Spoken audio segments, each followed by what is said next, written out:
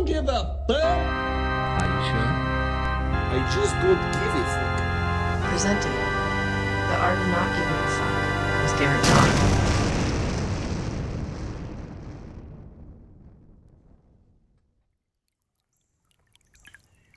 Hey everybody, and welcome to another edition of the Art of Not Giving a Fuck Victim to Adventure podcast. And today we've got special guest Ben Settle back again.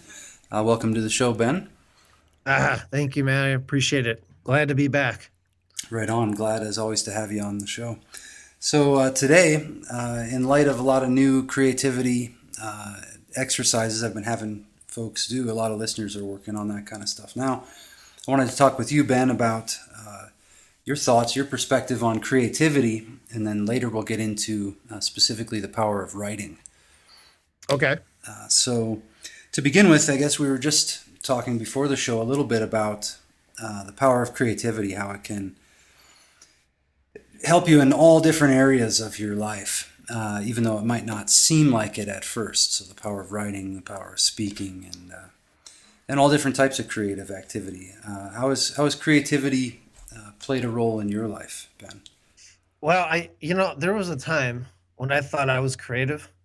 And then I realized when I became a copywriter and I started listening to this training by this guy named Gene Schwartz, who was like one of the best copywriters who had ever lived. He passed away back in like 96, I think. But he was like, creativity doesn't really exist. I mean, he's like, God created the heaven and the earth. So God created things. But for us, we don't really create stuff. And Dan Kennedy, who's another marketing genius, he's like, there really hasn't been anything new since Moses came down from the mountain and said, well, I got him down to 10. It's like, but what I think we all have, and it certainly applies to me, is connectivity. Finding different things that we're exposed to, ideas, thoughts, experiences, whatever, and connecting that with other completely unrelated things and bringing them together into something that is new. It's not that it's never existed before, it's just never existed in that form before. So I guess an example would be the novels that you've been reading of mine lately. I didn't invent the notion of zombies, like zombie cop. I didn't invent zombies, right? I mean, I didn't. I gave it a twist on it that I actually got an idea from like a Marvel Comics series called Marvel Zombies, where I'm like, why not make them smart and kind of scary? Because they're smart, they're devious, they think, they're plotting to eat you. It's like, Right. and like, it's a little bit different. But even that wasn't original. I mean, I was inspired by that. But then I married that and joined that, so to speak, to some biblical stuff that I believe in, so that I can make the whole thing plausible and all that. And to my knowledge, nobody's ever taken a zombie and merged it with the way I did, at least with biblical themes and principles. So, I didn't invent any of that. I didn't create any of it, but I did take two things that were already existing and put them together in what I hope is a new and exciting and different way. Mm-hmm. Yeah, I like that idea of connectivity, and it asserts that the ingredients you need are already out there. They're already there around you, and things that are inspiring already can then allow you to do that act of putting art together. Yeah. Well, even making a loaf of bread, if you think about it, I mean, you probably didn't pick the wheat or grow the wheat, but you took the flour and you mixed it with something else, and maybe you threw some cinnamon in there or something. Or maybe you did grow your own wheat, but you didn't invent the seed of that wheat. Right. It's been around for thousands of years or whatever. So you're just connecting things. Creativity, I'm not going to be one of these people who's going to be like a stickler about creativity doesn't exist. That's how I explain creativity. Sure. I mean, I still use the word creativity. It's just that it means something different to me than maybe it means to other people. Right. Well, and even on a rudimentary level, I think it's allowing yourself to take different ingredients and put them together in a new way. Whereas the opposite of that is, I suppose, rigidity and tension, where everything has its right place and its specific definition, and it's not allowed to be used in any other way. And then people start to see themselves in their lives in that way too. So they relate in a specific, rigid way, and to themselves, to their business, to whatever else is going on. Yeah, they never think outside the box, and they never think that. I'll give you an example of this. A prime example of how I screwed myself for a while, like that. When I first got into business in it was like summer of 1998, I joined a multi-level marketing company. That's all I knew to do at the time. I didn't really know anything. I just knew I wanted to be in business. And they would have a very specific way of showing the plan. You had to put the VHS tape in someone's VCR and push play, or you had to hand them the audio cassette tape. You were not allowed to deviate from anything at all. The idea of writing a sales letter or something or an email, no, you have to do this. And I did that for a couple of years, and I failed miserably. And toward the end of my run in MLM is when I discovered direct marketing. And I did start writing my own sales letters to leads, and I started actually having success. I just had no interest in doing MLM at that point. But it's like for 2 years, I screwed myself by being rigid, by not actually allowing myself to connect other ideas like direct mail, for example, to the MLM thing. So, I mean, we all fall victim to it. And it's important that it's almost like if everybody insists on doing something some way, you should just test doing it the opposite way just to see what happens. Yeah. Well, people make things much more difficult than they need to be as well. And by accepting, what appears to be the standard. Yeah. Well, nobody wants to be the one to stick their head up and be different. They're afraid they'll get laughed at. They're afraid they'll get ridiculed. They're afraid they'll get shot at figuratively or maybe really speaking. Right. But, but still, it's like, how is that living life, right? Living in fear. You've seen the show Breaking Bad. Yeah, definitely. I wish I had the quote in front of me, but there's this scene where Walter White's sitting in the cancer hospital and he's waiting for his turn, and the guy next to him has cancer and he's like really scared, and Walter White's like, I lived 50 years in fear, scared what will happen, could happen, what might happen. 50 years I lived like that of my life. He goes, ever since my diagnosis, I sleep just fine. It's like he finally stopped being afraid. And it's like I'm not saying what he did was good, sure. But he did build a pretty big empire there. Right. So, Yeah, definitely. And that's a great point. And living in fear and rigidity instead of actually trying something. Well, that's where I think this idea of creativity, or the idea of doing some kind of artistic expression or any expression on a daily basis, can be really good. There's guys I know that are wanting to get better and play guitar in some professional capacity. So I got them. I said, well, at least 5 minutes every single day. Pick the thing up and play it professionally, whatever that means to you, for those 5 minutes. And they found that even though they were practicing 3-4 hours once a week, that 5 minutes every single day, they started seeing advances on a daily basis in their capabilities. Now, that kind of relates to your email methodology of sending out an email every single day as well. It's that consistency, and I would bet, and you tell me you know these guys, but they don't just play for 5 minutes. Probably that's probably just the goal. Because it's an easy goal. It's like, how can I mean, anybody can do something for 5 minutes.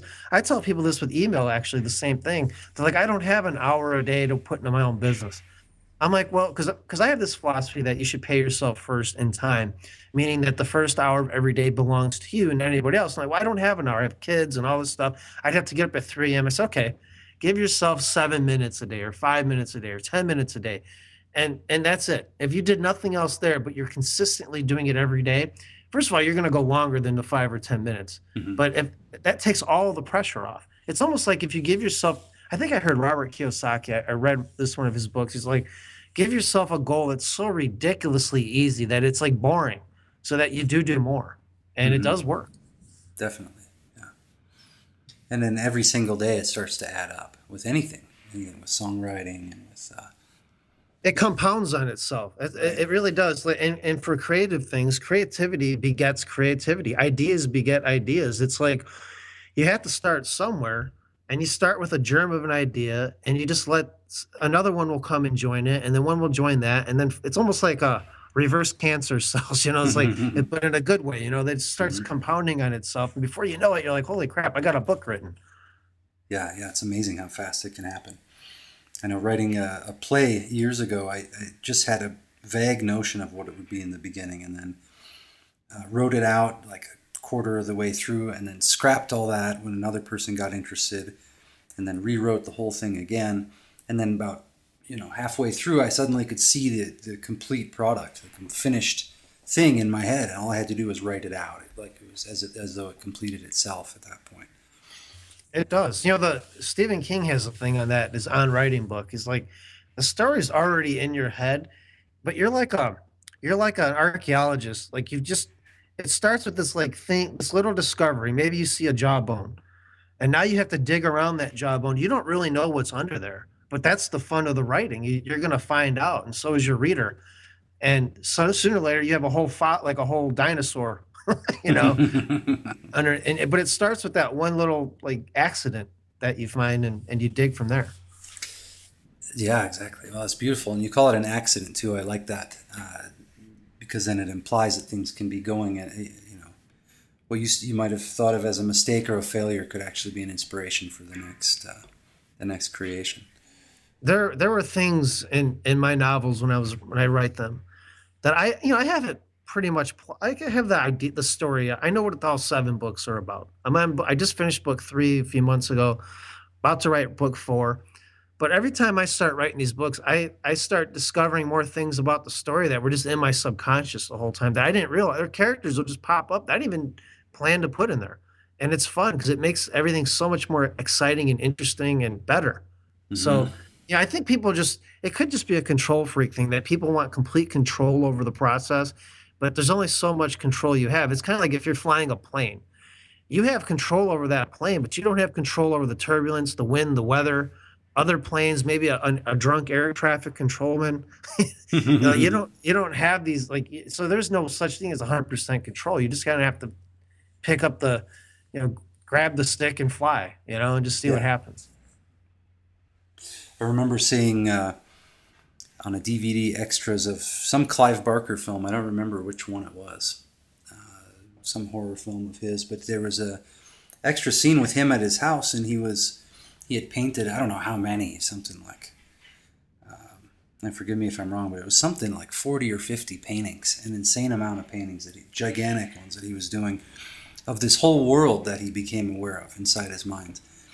And then just started painting out all these details of it, and then did a bunch of books, and then at least 1 or 2 films out that were inspired by that world. But for him to even understand it and grasp it, he had to paint it out. And he said he would stay up for days on end, just unable to stop painting out the ideas. I think Tolkien did something like that too. Like he's really a linguist, and he was just like inventing his own alphabet, and that's how it kind of came up from Middle Earth and all that. But I don't remember exactly. But yeah, I heard that story too. A friend was talking about that the other day. That Tolkien started inventing the language, and then in order to make it more real and robust, he had to invent the location where it would evolve from, and then the bordering places that bordered on the language, so it could have words that were inspired by those, and then insults for the against the other bordering people and whatnot. So then the whole place evolved out of that. Yeah, it's pretty interesting how the ideas can expand. I know as a kid playing some role-playing games, Dungeons and Dragons, and there was an Indiana Jones one and some other ones, but you had to invent whole worlds in your mind in order to conduct those games, and it was just a hell of a lot of fun. I don't know if kids are getting that same experience now like there was there was just a short era of game books, but they were forced you to I remember just being inventive for 8 hours a day playing with those things.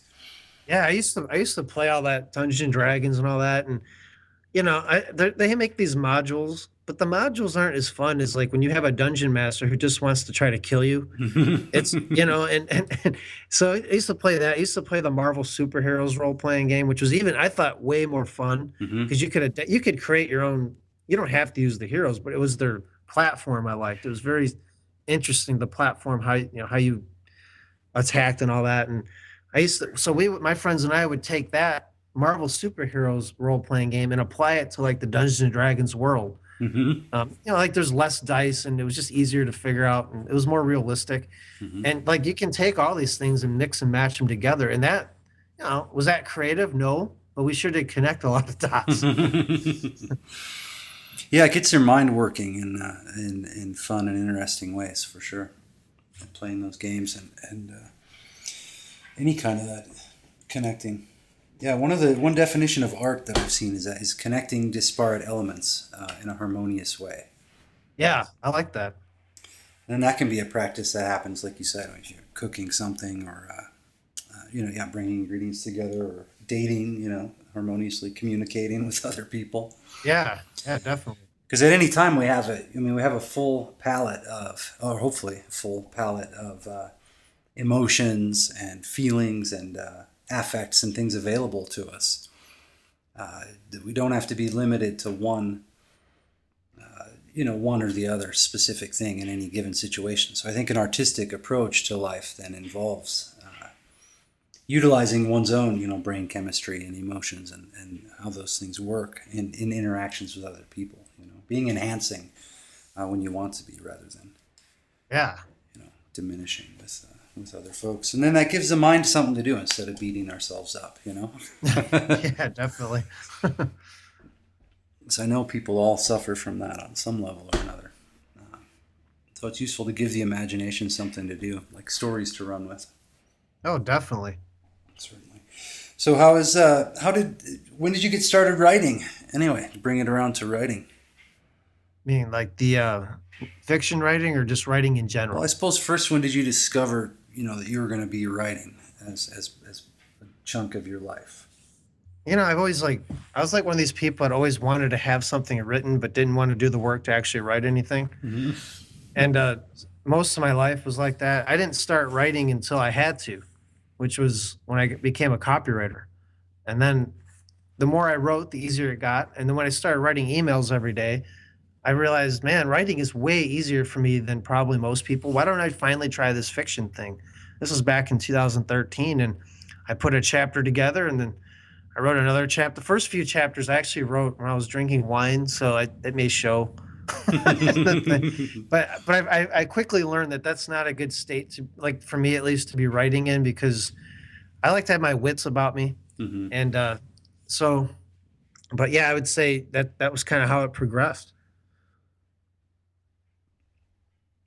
And how is that?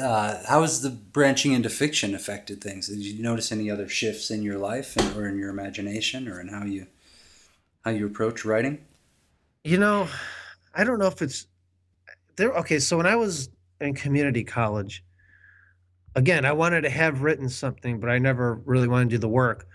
I had this English 202 class, and you had to write a paper. And I said, you know what? I'm going to write a paper on how to write a screenplay, because I wanted to write a screenplay at the time. So I said, this will be a great way to learn it and get an A, which I did. And so I learned screenwriting. I actually have never learned how to write except through that experience. So, I think that has actually helped both my copywriting and my fiction writing. Since writing fiction, I don't know if it's changed any of the way I write any other way. If anything, it's given me more of an ego. like, like, okay, I've written 3 novels, and I don't think most people have, and I'm going to keep going to like 7 novels, because then I can at least say, you know what, I'm one of the few people on the planet who's written a saga of 7 novels. It's like an ego. It's a weird ego thing. I'm competing against myself, but also the rest of the world. I have no idea why. I just run with the motivation. I don't really question it, even no matter how silly it sounds. So That makes sense. So, how do you run with inspiration? That's another thing. 'Cause a lot of guys I know, they get great ideas and they feel inspired, but then before they take a chance to act on it, they get deflated, or when they do finally sit down to take action on it, it's not charged like it was when they first got the idea. that really depends, because I'll get ideas for things, whether it be emails or business ideas or fiction ideas, at weird times when it's not even convenient for me to get them. And I try to capture them and mail them to myself through my phone. And sometimes I let an idea kind of like, I don't know what the word germinate. I don't know what the word is fester. It could be months before I use it, or I could just be so excited to do it, I'd do it right away. So it really just depends. So like I said, you were asking me if I'd started the fourth book yet, and the reason I haven't is because I'm still there's still a couple things about the structure of the book I want to figure out in my head, and it'll come over time, probably very soon. And but I can't force it, like that kind of stuff. I don't want to force it. On the other hand, if I have to write an email or sales letter or something to make sales, I just do it. And if it's not perfect, so be it. But for some reason with fiction, I take my time with it, and I'm not in such a hurry. Yeah, that's another thing, is waiting for the right moment for these things. But that's a delicate balance. I think that's where earning yourself some more freedom, space and time freedom, being able to drift a little bit and let ideas fester, as you say, or cook a little bit, simmer before they come out. So there doesn't have to be such a sense of urgency for things. Yeah, sometimes you just got to let things percolate a little bit. And I don't know. I mean, like I said, I think it might be different for everybody, but yeah, a lot of times action will cure a lot of this stuff by just starting, even if it's just writing an idea down. Another thing I find has helped immensely, because I do write every day. If it's not fun, I just don't write about it. Like if something's boring me, it's probably going to bore the reader. So just throw it out. There's no law saying you have to finish what you start when it comes to writing. Yeah. If all you do is write cool, interesting stuff, or things that you find interesting, it's a lot easier than, there's these people who like make writing sound like it's just like hard, epic challenge. Oh, it's like cutting my wrists and bleeding on the page. I just don't have that. To me, it's fun. It's like, I look forward to it. It's not something I dread. And if it's something I dread, then that means I don't have the right idea, and I need to find a better one to write about. Well, and there might be people who, and this connects with some deep power of writing, is there might be people who would start to come up with ideas like some of the stuff you wrote in your books, and they might be afraid of that. Might be afraid of writing certain things that come to mind, and that relates to their rigidity and unwillingness to face parts of life, on some level. As you've read in Zombie Cop and Vampire Apocalypse, I don't have that fear. I mean, in a way I do, like, not really a fear, but there's certain people I don't want my mom reading these books. I really don't. My dad, he loves them. I mean, he's so proud. He just loves it. He'll take pictures of him holding the book, and he'll call me and tell me how excited he is what he just read. Like the character Fezziwig and the horny grandmother. It's like this is stuff. It's so bizarre. I have no idea what corner of my demented, deranged brain the stuff comes out of. But I'm not going to hold back on it either. I'm going to let it out. I'm going to let it play itself out. And when you get through book 3, you'll see what I mean. It just, I can't. I'm not going to censor myself. Whatever comes out, comes out. It doesn't mean I can't tone things down later. Sure. But on that first draft, you just let it all out, no matter how gruesome. I mean, I don't like it. I mean, I'll put it this way. I didn't enjoy writing chapter 10 of Zombie Cop. Now, that's the chapter that was the most disturbing chapter in the book, right? There was some zombie rape going on. It was a very, very, it really disturbed me writing it. Like, it was like I had a pit in my stomach, right? And it's like, this is so, I was trying to make the zombie so evil that you just wanted him to die, And for some reason, that was how I figured out how to do it. But I mean, if I'd stifled myself and I had not written that chapter, I think the book would have suffered. I don't think you would have been on the hero's side as much, because that hero in that book, he's not the most likable guy, and I don't really even care about him that much. Like, I don't spend much time thinking about him. I like the villains. I'm a villain-centric writer. But I had to, because the villain defines the hero. So I try to make the villain as nasty and evil as possible. And, but it just disturbs me, man. It really, like, writing this stuff is not necessarily easy. And, but it's, I don't know. But if I held back, I'd be doing myself a disservice. I'd be doing the story a disservice, and I'd ultimately be doing the reader a disservice, even the readers who hate me for doing it. Like, my ex-copywriting apprentice / girlfriend, she got mad at me reading that book. Like, she really did. She got mad at me. She's why did you have to go there. Like it wasn't because it was like she enjoyed the story. She couldn't stop. She read it in like 1 day or 2 days, right? So she obviously she liked the story, but it disturbed her on such a level that she said she was mad at me reading. She goes, "Why do you have to keep?" And it's not just that chapter; it's like the whole book. It's like I'll do something gross and I'll take a spotlight and put it back on that just to remind you that it was there. So it's like, and she got mad at me. She's like, it just really bothers me to do that, right? But yet, kind of like that show Seinfeld, the painting of Kramer, when the artist is drawing the painting of Kramer, and the two old people are looking at it and they're like disgusted by it, and he's like, but I can't look away. It's the same type of thing.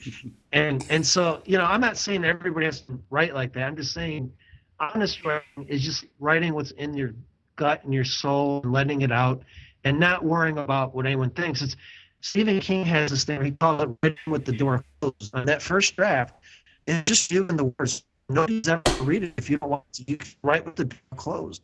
Later on, you write with the door open to let people see it, but not until you're ready. So but when you're first writing something, you need to not hold back. Yeah, definitely. Not holding back is super important with anything, with music, with drawing, with painting, with anything creative at all. Putting together workshops or even teaching other people. Not holding back, I think, is what people want to see. I noticed that in your group on Facebook, that people first thing they need to do is just get writing in the first place, and then as soon as they're writing, they can see right away, oh fuck, I'm not really like involved with this or present in it, and then they start getting present to it, and then suddenly they start writing stuff they were unaware of, and I like the inspiration that comes about when you have to write for the day. Suddenly you look around and everything's inspiring. I mean, everything. It should be anyway. It is to me all the time. Everything's just like bizarre and inspiring just to be alive. But I think people absolutely. I mean that's exactly how it works too. And if you give yourself a time limit, you have 5 minutes to play the guitar today. That's all you have, and you have to get your guitar in 5 minutes. You're probably going to come up with something better than if you just dragging yourself to it and have all the time in the world. Deadlines have a way of making things happen. Mm-hmm. Right, and making things happen in sometimes a better way too. I mean, because with that crunch, then you're forced to be innovative. You're forced to put something together. Definitely. Because I think one of my favorite authors, Edward Abbey, said, "I work most." He said something like, "I work most. In fact, actually, I only work under duress. Otherwise, he'd just be wandering out in the wilderness and doing nothing, unless he was forced by having to either make money or take care of someone or pay for his car or whatever it was. Then he would sit down and write for a while and put out another book." The late copywriter Gary Halbert was notorious for that. Like, even under pressure of like employees nagging him, saying, "Look, this is due tomorrow," he wouldn't start until the absolute last minute. And now I know people who are like that. My friend Shane Hunter is like that. I am the opposite. I'm the kid who got his homework done a week early because I don't like the stress and pressure. I'd rather free up my mind to think about other things. Mm-hmm. So I don't know. I think it's just one of those things. Some people thrive under that last minute gun to the head deadline, and some of us just would rather not have, like, would just want to get it done so I don't have to think about it anymore, so I can pursue other things. Yeah. Well, yeah, I guess that's where it comes down to assessing how, whatever your skills are, and going with that flow rather than thinking there's one solid way to do it. That brings up a really good point, definitely, that if something feels like it's stressful and ridiculous or tedious to you, then maybe it is, and maybe it doesn't matter if I say or Ben says or anyone says it's the way they do it. There might be a way that you do it that's better or easier for you to accomplish, and that's ultimately, I think, what we're getting at. Using your new perspectives on things to have more fun, accomplish more, get more done, and enjoy what you're doing along the way a lot more. Well, that goes back to your point of rigidity, right? Like, for example, over the years, I've spawned a lot of copycats of my emails. Like, people just trying to write like me. They're trying to be like me. They're trying to sound like me. They're using the same words and vernacular as I do. because they think that that's what they're supposed to do when it's the opposite. And I'm always having to say something about this constantly. Like, no, I'll just give you the blueprint, but you build your own house however you want. You express it however you want. Don't express it. Don't build your house. Don't do a cookie cutter of my house. Do a house that you want that's uniquely you. So, again, because they're being too rigid. Everybody wants like this paint by numbers, do this, this, and this, which is fine if you're a plumber.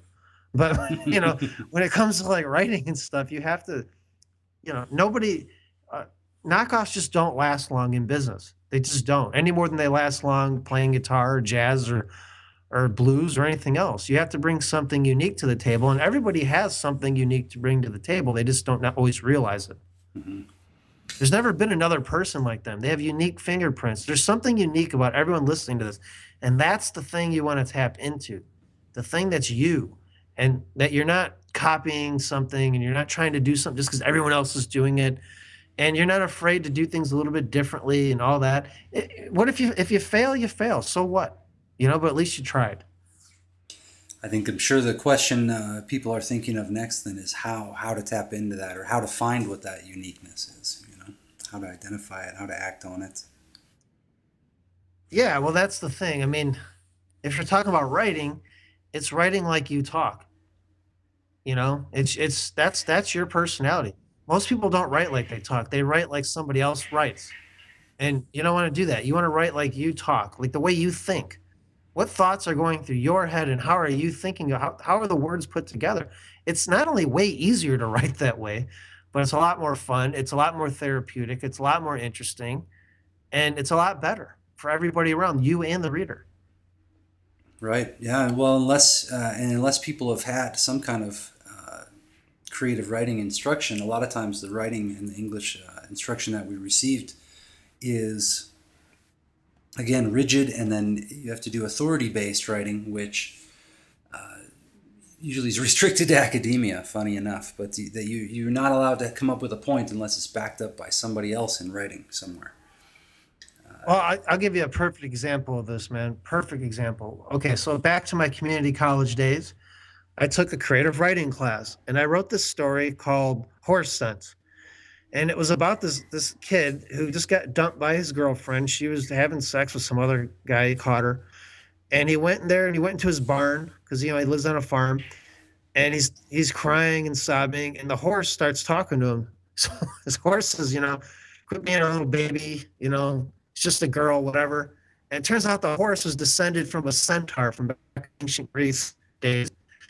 And he tells a story about his old friend, from 2,000 years ago, how he got taken by like this chick sorceress, right? And it was it was my just unique way of writing a fantasy story. And the teacher's like, well, you should read more Tolkien and all this. And I'm thinking first of all, I've read Tolkien more than he probably has. I used to read The Hobbit, the Lord of the Rings books, like over and over and over in middle school. I knew Tolkien very well. I didn't want to be a copycat of Tolkien. And, it's weird because you think that I just written something that was pretty unique, and you think that would get you some like points, but it was like the opposite because I didn't sound like Tolkien. And I said, that's when I realized you can't really learn creative writing. You have to just do it. And it comes from within you. And you might be able to learn the mechanics of writing and all that, and that's great. But when it comes to expressing yourself through writing, it's a personal thing. You just do it, and you don't write to please anyone but yourself. Well, yeah, and then the cool thing is once you get it going, then you can start to apply. You can play with techniques or play with different approaches to it. There was a book called The 3 a.m. Epiphany, and I think the same author put out like 2 or 3 others, but it's like a book of writing assignments or writing exercises, like prompts, and it'll say, 1,000 words and write from the perspective of the objects in the room or something like that. Yeah. And it's like 100 different exercises like that, experimenting with time or experimenting with, the rhythm of the sentence structure itself, or various perspectives or changes in perspective in the writing. And those are fun, but again, you need to be in motion kind of doing the writing every day, and then start applying fun techniques like that, advancing it. Yeah, I mean, that at least gets you thinking differently and in a different way my only concern with that stuff is if somebody needs that, that means they're not very self-motivated. You know what I mean? Mhm. Like I don't, I never could write when I'm writing if I was in a class. It's like it would freak the class out. Like class would probably the choir would have me committed, but I don't know. That goes back to like coaching and stuff. And I'm one of these people who just has a hard time understanding why anybody would need a coach. Although I get it. I mean, Mhm. intellectually I understand it. It's just for me personally. So it's hard for me to relate to that sort of thing. But I understand why how it helps people. Sure. Yeah, and I see. It depends on what the interactions are too. I don't call myself a coach, that's for sure, and I don't promote anything in the realm of coaching.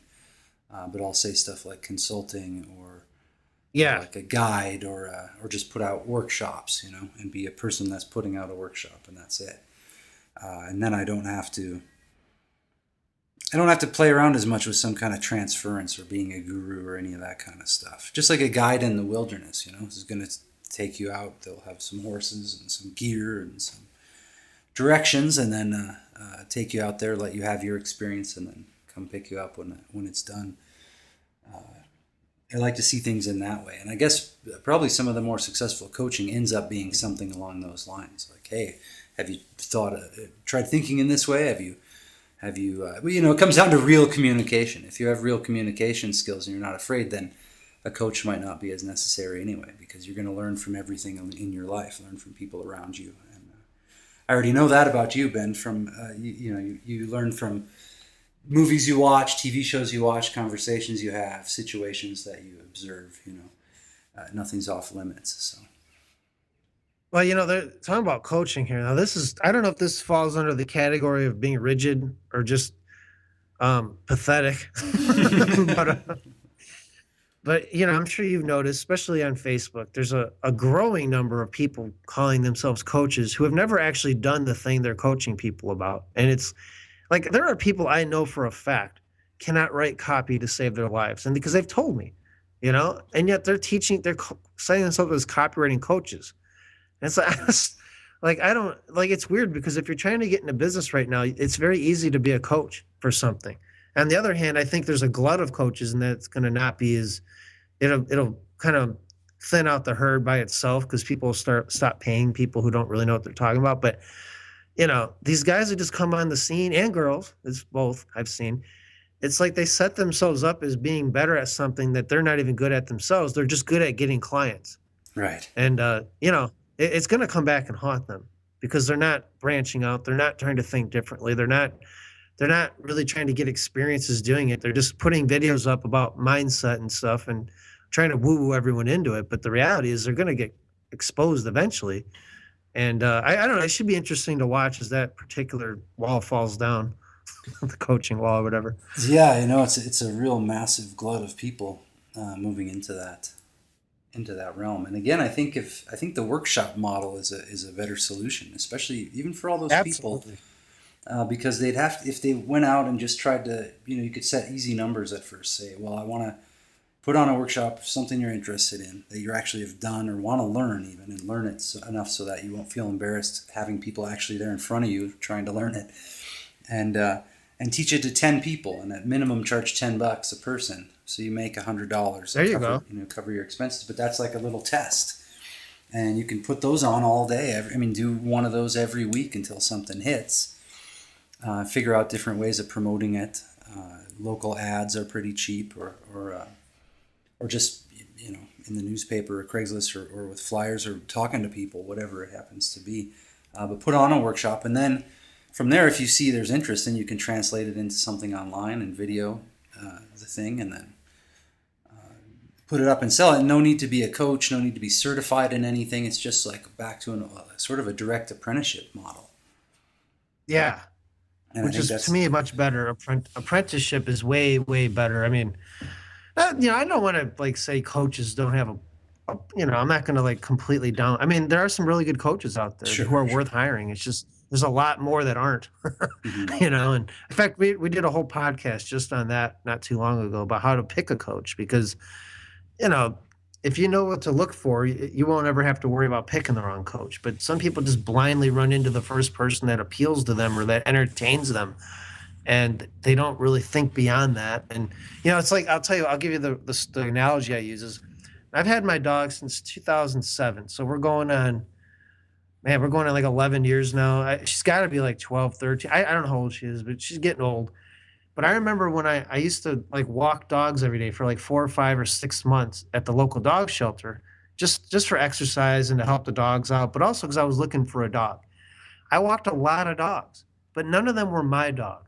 I mean, it took 6 months for me to walk dogs before I found my dog who was there, and we just kind of regarded each other like in the movie Babe, where the farmer and the pig kind of regard each other.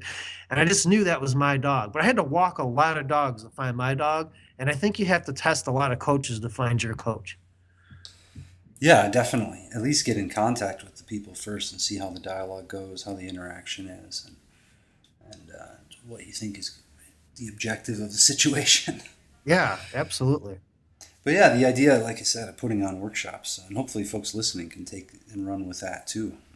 But that a lot of the people posing as coaches out there could actually have a lot easier time cornering a much more specific market of, like I said, by putting on a workshop of some type, or if it is a specific type of coaching, but narrowing it down a little, because coaching starts to sound a little ridiculous.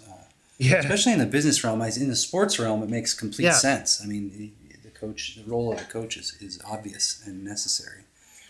In the business realm or the personal realm, I don't know, maybe a guide or just a personal trainer or something like that. Or a master, master and even, apprentice. Yeah. Right, exactly, yeah. And then the master has to display skill in whatever it is that they're actually going to teach you. Yeah, you can't be a master if you haven't mastered. Like the guy who teaches me Wing Chun Kung Fu, he's a master at it. His name's written on the Shaolin Temple in China. He's a master. And there's other people I could go to, but they're not as good as him because he's the master. He's got students who will set themselves up as teachers of it, and they're good enough to teach, but they're not masters. And he's always telling them, why are you trying to teach this when they're just going to come to me? I'm the master. And, and so it is, because if you're going to learn from someone, learn from a master.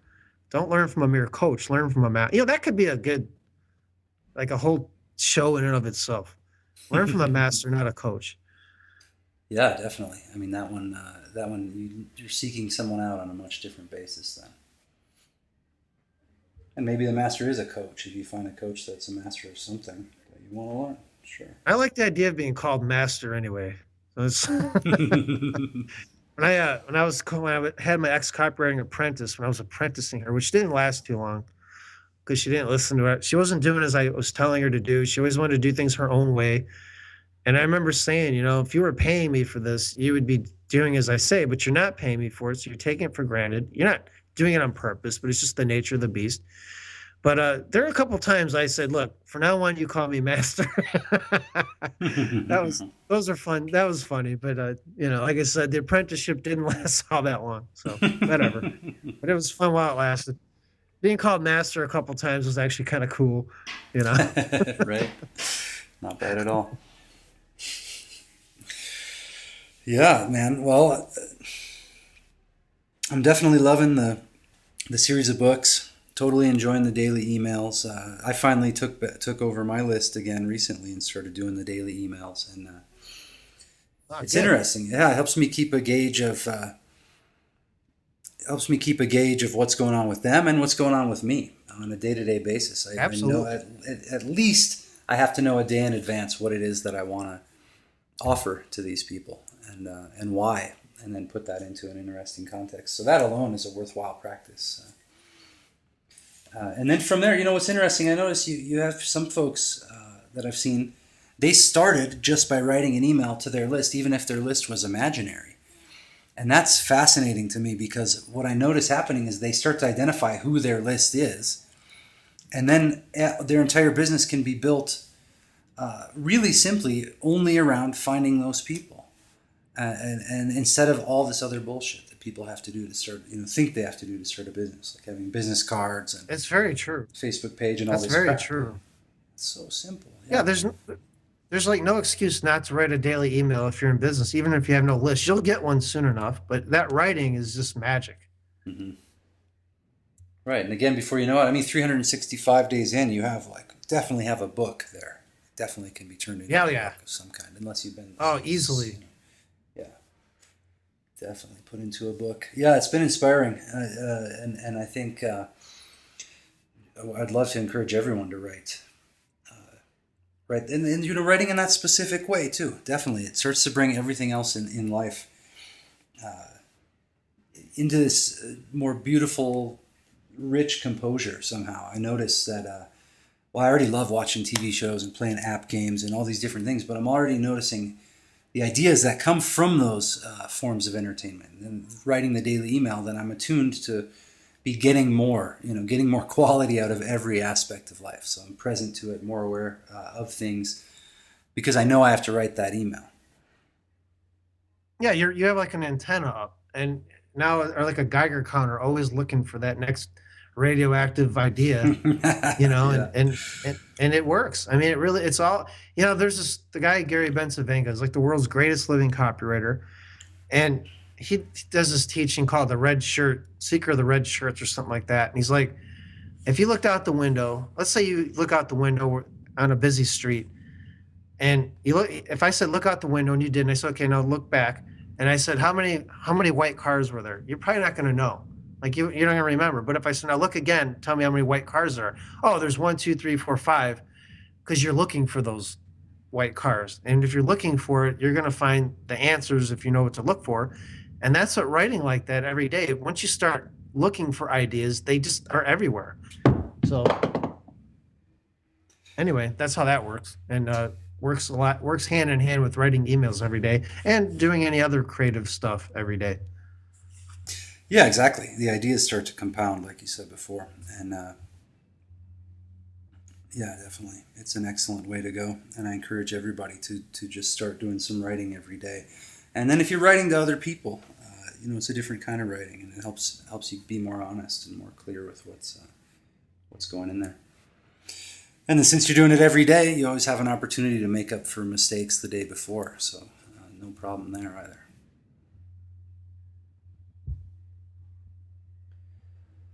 Well, cool, man. Thanks a lot for coming on the show again, Ben. I really appreciate it. Oh, you got it. And my pleasure. I've been enjoying your podcast as well. I'll send people over there to the Ben Settle Show and take a listen, and you can find all kinds of fun stuff going on through there.